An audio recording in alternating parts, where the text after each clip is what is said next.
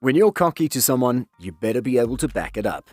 It happens in everyday life, including the competitive world of sports. There's a time and a place for smack talk and boasting, and the MMA cage is one of the greatest theaters for this phenomenon. However, one should be able to talk the talk and walk the walk. When this goes wrong, this is often very satisfying for the crowd and humiliating for the fighters. We've made the best selection of cocky fighters that get hit with instant karma, so enjoy. When Cocky Fighters Get Destroyed, Part 1. Number 7. Joanna Jedrzejczyk vs. Rose Namajunas. In the lead-up to their UFC 217 title fight, Rose Namajunas had to endure verbal and physical abuse from the then-champion Joanna Jedrzejczyk. Joanna would call her names, engage in mean-spirited trash talk, and even put her fist on Rose's face during their pre-fight stare-downs. For her part, Namajunas remained calm, never got shook, and never said a bad word about Joanna. Even when Joanna put her fist in Rose's face, Thug Rose remained emotionless and void. At the time, Poland's strawweight queen Joanna Jedrzejczyk was in devastating form, having defended her title 5 times with her irresistible combination of relentless pace and striking output that no other fighter in the division could match. Namajunas came out looking confident and light on her feet as she darted in and out of Jedrzejczyk's striking range.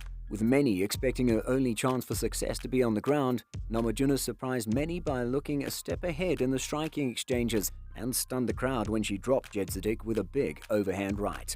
It didn't take long for Namajunas to follow up on her initial success as she landed a perfect left hook that knocked Jedrzejczyk down. This time, the champion wasn't able to recover, and a few ground strikes were all that were needed to force the stoppage as Namajunas claimed the title in dramatic, emphatic fashion. Number 6. Jason Solomon vs. Amatesh Chorby. Hands down, there is not a more satisfying karma moment in MMA history than what happened to Jason Solomon. If there is, let me know.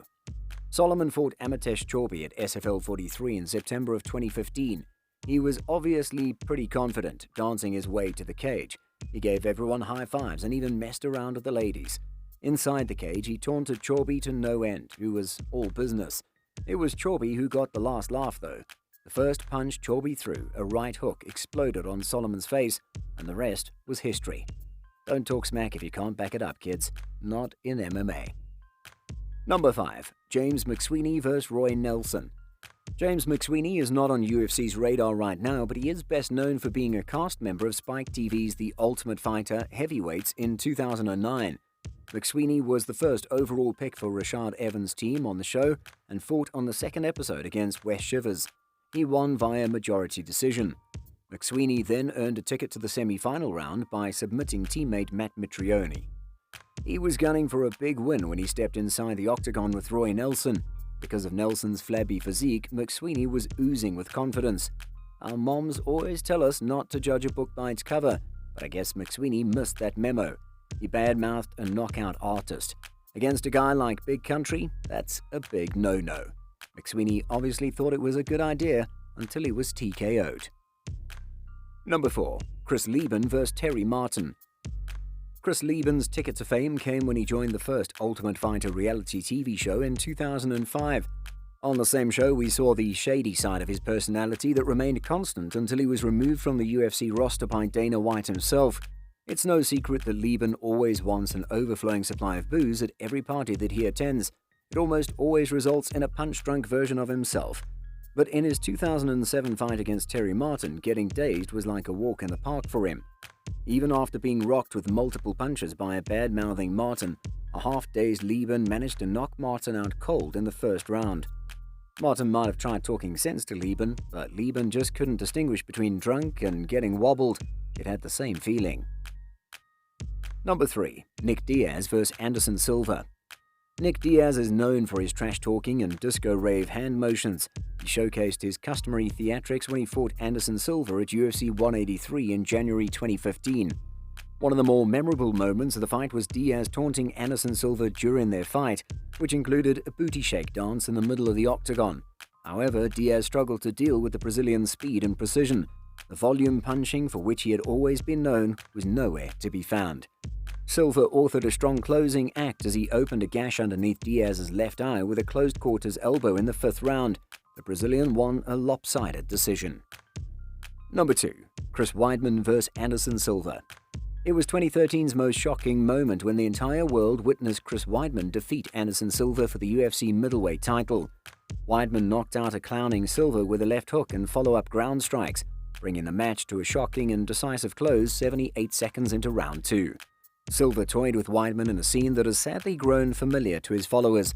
However, his taunting caught up to him early in the second round as Weidman floored and finished him at the feet of referee Herb Dean.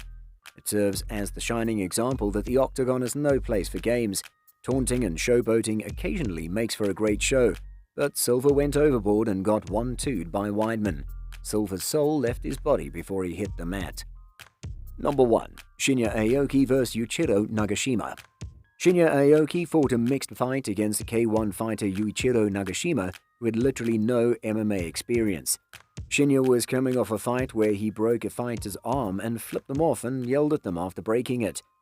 The first round was a K1 round, and Aoki proceeded to run and fall down and take forever getting back up against Yuichiro Nagashima. He survived by not engaging at all. MMA round starts and Aoki shoots in for a double and his flying knee KO'd immediately. It was beautiful, amazing, and by far the greatest karma moment in MMA history. So guys, always be careful of becoming too cocky. Hope you enjoyed this karma catching up. There are plenty of fights left that you have to see, so don't forget to subscribe and get notified when the next part drops. My name is Matt from Primal MMA, and I'd love to hear from you which is the most satisfying destruction of a cocky fighter. So tell me in the comments and I'll feature the best 3 comments in the next video. Make sure to click the video you see on the screen now to watch the second part.